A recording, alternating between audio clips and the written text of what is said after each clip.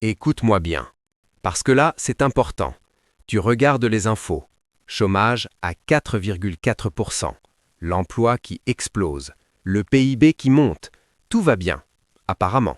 Moi, je suis sur mon canapé, avec mon café, et Jacqueline est en face de moi. Elle me regarde. Tu sais, ce regard. Celui qui dit « Tu crois vraiment à ça ?» Elle me dit « Jack, si tout va si bien, pause. Pourquoi ton pote Marc, 10 ans d'expérience en logistique, enchaîne des petits boulots sans contrat ?» Et là, je réalise un truc. Les chiffres officiels, ils sont beaux, parfaits, comme une vitrine. Mais derrière, c'est vide. Alors j'ai creusé. Et ce que j'ai trouvé, c'est pas une crise qui arrive, c'est pire. Elle est déjà là. Mais personne ne te le dit, parce que le système est plus malin que ça. Je m'appelle Jack et je passe beaucoup trop de temps à penser à l'argent et à la finance.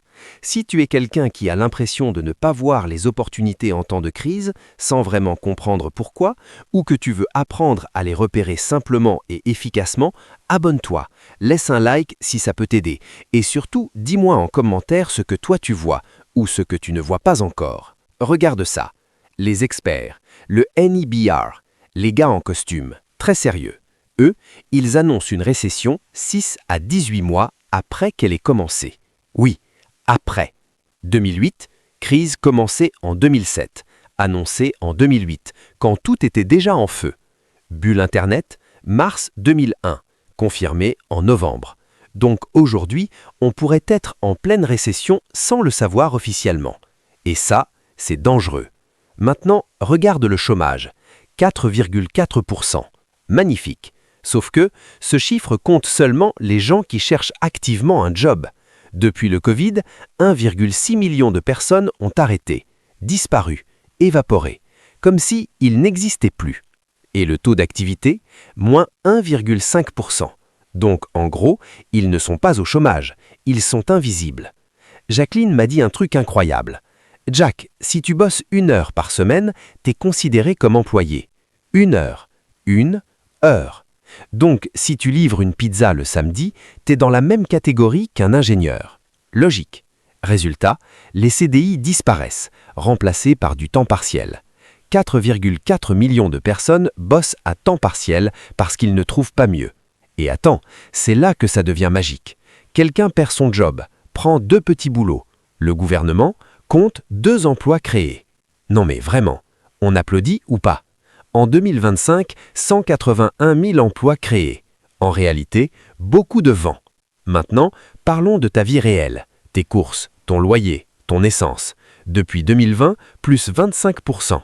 Tu l'as senti. Pas besoin de graphique. Jacqueline me regarde. Elle me dit « On épargne moins et on dépense plus ». Exact. Taux d'épargne, 4,5%. Avant, 8%. Donc non, les gens ne deviennent pas riches, ils s'endettent. Carte de crédit, 1 280 milliards, record historique. Taux moyen, 22%. 22%. À ce stade, c'est plus un taux, c'est une punition. Et pendant ce temps, les entreprises tombent. Plus 7% de faillite, 24 000 dossiers. Pire niveau depuis 10 ans. Mais les infos disent « tout va bien ». Bien sûr. Et là, Jacqueline m'a sorti un truc qui m'a terminé. La loi de Goodhart. Je dis « ça sonne intelligent ».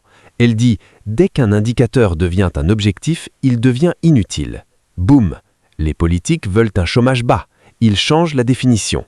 Ils veulent une croissance forte. Ils comptent la dette comme richesse. Résultat, toi, tu sens que ça va mal, mais les chiffres disent « tout va bien ». C'est comme ta voiture. Voyant moteur allumé, pression d'huile allumée, frein allumé. Mais quelqu'un te dit « non, non, tout est normal ». Tu continues de rouler ou tu t'arrêtes.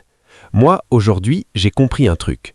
Je ne suis pas économiste. Je suis juste un mec sur son canapé, avec un café, et une femme qui pose les bonnes questions. Alors la prochaine fois qu'on te dit « l'économie va bien », pose-toi ça. Les emplois, c'est du vrai travail ou du bricolage? La consommation, c'est ton salaire ou ta carte de crédit? Et ton pouvoir d'achat, il monte ou il disparaît tranquillement? Parce que quand la récession sera annoncée, ce ne sera pas une surprise, ce sera juste une confirmation. Ce même schéma a historiquement précédé les grandes récessions. La question est donc de savoir combien de temps il faudra aux données officielles pour refléter la situation cette fois. Si vous appréciez ce type de vidéo, abonnez-vous. Il est grand temps de faire la lumière sur l'économie. Et si vous observez ces tendances dans votre propre vie, n'hésitez pas à laisser un commentaire.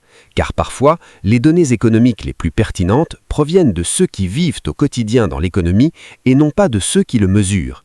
Car lorsque la situation se sera enfin stabilisée et que les chiffres auront confirmé la réalité, la question essentielle sera qui sera préparé et qui sera pris au dépourvu. Je retourne boire mon café et écouter Jacqueline, parce que visiblement, elle a toujours un coup d'avance.